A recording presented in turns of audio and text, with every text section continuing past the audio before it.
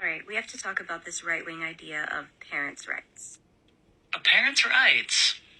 Yeah, that's not just a right-wing thing. The parents' rights movement is inarguably, indisputably a right-wing movement. Because what is the parents' rights movement concerned with, again? Outing gay kids, outing trans kids, denying kids the rights to make any decisions about their own bodies, denying them access to the information to make informed decisions about their own bodies, denying kids sex ed. You get the idea. But I should add here that this is not a new development. The current iteration of the parents' rights movement has looked like this for about 15 years. Ever since 2009, in fact, when Republican lawmakers introduced a constitutional amendment that would have enshrined parents' rights in the Constitution, which sounds fine, I guess, until you understand the context of that proposal. Because President Obama had been musing about finally ratifying the United Nations Convention on the Rights of the Child. Convention, I should add here, that has been ratified by every single member state of the UN,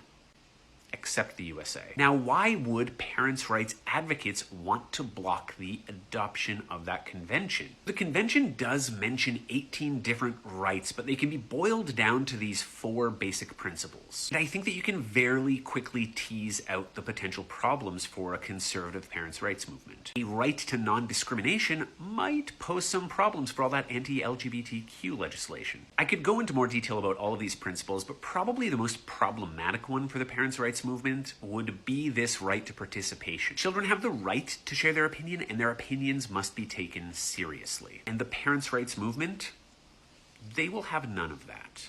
A parent taking care of their children does not mean that that parent does everything to appease that child.